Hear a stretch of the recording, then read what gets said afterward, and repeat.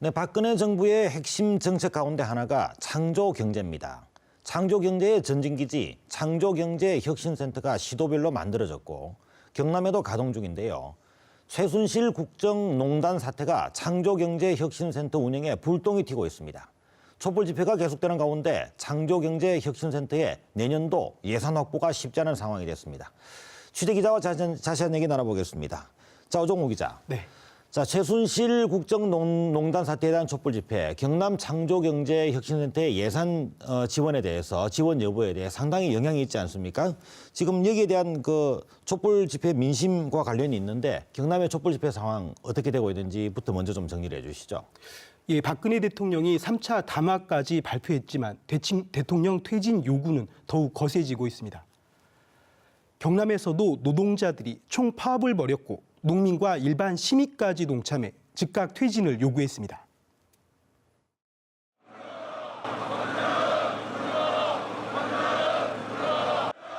근무복 차림의 노동자들이 창원광장을 가득 채웠습니다. 민주노총 조합원들이 일터를 비우고 대통령 퇴진을 요구하며 총파업에 나선 겁니다. 평일 낮 경남에서만 4천여 명이 파업에 참여했습니다. 3차 담화를 저희들 민주노총이 받아봤을 때 이것은 국민을 속이는 것이고 노동자들을 속이는 것이고 기만하는 것이다. 모든 총력과 힘을 모아서 저희들은 투쟁할 겁니다. 농민들도 트랙터 등 농기계와 트럭 20여 대를 끌고 거리로 나왔습니다. 1시간여 동안 시청과 도청 등 도로를 돌았습니다. 농민들은 최순실 국정농단뿐만 아니라 박근혜 정권의 쌀값 정책에 분노를 표출했습니다. 30년 전에 쌀값으로 현재를 살아가려면 농민들이 어떻게 살아갈 수 있겠습니까? 쌀값을 올려달라는 데는 그렇게 인색하면서 국정을 자기 마음대로 농락하고 상인과 학생 등 일반 시민들도 시위에 동참하며 한 목소리를 냈습니다. 사회를, 정의를, 우리의 권리를 지키기 위해서 우리는 국가에 불복종으로 대항할 것입니다. 박근혜 퇴진 경남운동본부도 기자회견을 열고 박근혜 대통령이 퇴진할 때까지 촛불 집회를 계속하겠다고 밝혔습니다. 네, 경남 창조경제혁신센터에는 경상남도가 예산을 지원하고 있지 않습니까? 이런 분위기 때문에 예산 지원이 어려워질 것이다, 이런 우려들이 나오고 있는데 그것뿐만 아니고 그 이른바 박 대통령 관련 예산에 보면은 새마을운동 홍보 예산도 포함되어 있지 않습니까? 이제 이런 예산들도 축소될 가능성이 있다는 얘기가 나오고 있어요. 어떻게 되고 있습니까? 예, 이번 사태로 전국 창조경제혁신센터가 좌초 위기를 맞고 있습니다. 경남 창조경제혁신센터도 예산 삭감이 유력해 사업 추진에 차질이 우려됩니다. 전국에서 9번째로 문을 연 경남 창조경제혁신센터. 당초 전통기계산업과 정보통신기술 융합을 통한 메카트로닉스 허브 구축을 목표로 기대를 모았습니다. 제조업 혁신 3.0을 선도하는 동남권의 메카트로닉스 허브가 될 것입니다.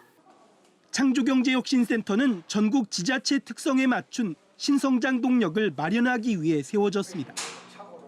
하지만 최순실 국정농단 여파로 가동 1년 반 만에 좌초 위기를 맞고 있습니다.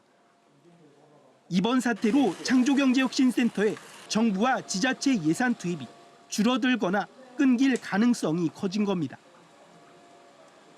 서울시와 전라남도가 내년도 창조경제혁신센터 운영비를 전액 삭감했습니다. 전라북도는 예산을 절반으로 줄이는 등 창조경제혁신센터 예산이 축소되는 분위기입니다. 경남 창조경제혁신센터도 내년도 예산안 마련부터 어려움이 예상됩니다. 경상남도가 제출한 내년도 경남 창조경제혁신센터의 운영비 예산안은 10억 원. 하지만 경남도의회 상임위원회 심사에서 중복 지원과 실효성 논란 등으로 전액 삭감해야 한다는 주장에 무게가 실렸습니다. 이런 불확실한 예산을 우리 경남이 올려야 될 저는 이유를 본인은 도저히 모르겠다는 거죠. 혁신센터의 운영 지원비 10억 원 전액 삭감되지 않겠느냐. 또 새마을운동을 알리기 위한 개발도상국 초청 예산 2억 원도 삭감이 유력합니다. 이른바 박근혜 대통령 관련 예산의 내년도 편성에 논란이 일고 있는 겁니다.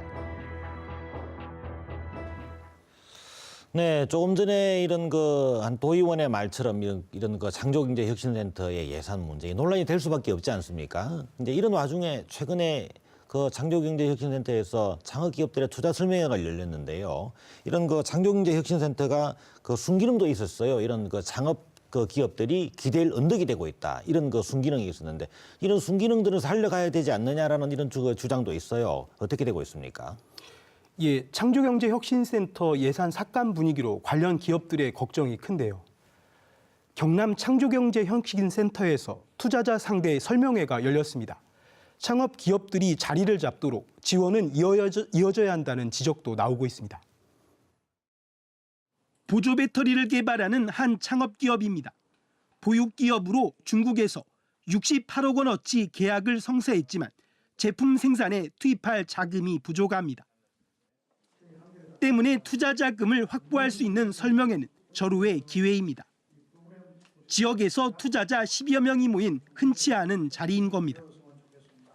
창업자들은 기업의 성장 가능성과 시장 전망을 설명합니다. 저희 회사는 그 장점을 수혜받고 있는 회사이기 때문에 저희는 지금처럼 이렇게 잘 지원이 되어준다면 아주 좋을 거라고. 최순실 게이트로 창조경제혁신센터에 곱지 않은 시선이 쏟아지고 있습니다. 이 때문에 14개 참여 업체는 악화된 여론을 넘을 수 있도록 투자자 설득에 여념이 없습니다. 투자자들은 꼼꼼하게 업체들의 기술력과 전망 등을 따져 살핍니다. 업체들 이제 상담도 하고 미팅도 하고 하면서 이제 좋은 업체들이 있으면 발굴해서 이제 투자하는 그런 식으로 좀 진행을 하고 있습니다. 창업 기업에 실질적인 도움이 되고 있지만 창조경제혁신센터의 내년도 사업 계획은 불투명합니다. 흔들림 없이 우리 지금까지 애를 썼고 공을 들여온 보육기업들의 성장을 위해서 지원하겠다고 이야기를 하고 있고. 창조경제혁신센터 지속 여부를 떠나 창업 기업들이 자리 잡을 수 있도록 정책적 지원은 이어져야 한다는 지적이 나오는 이유입니다.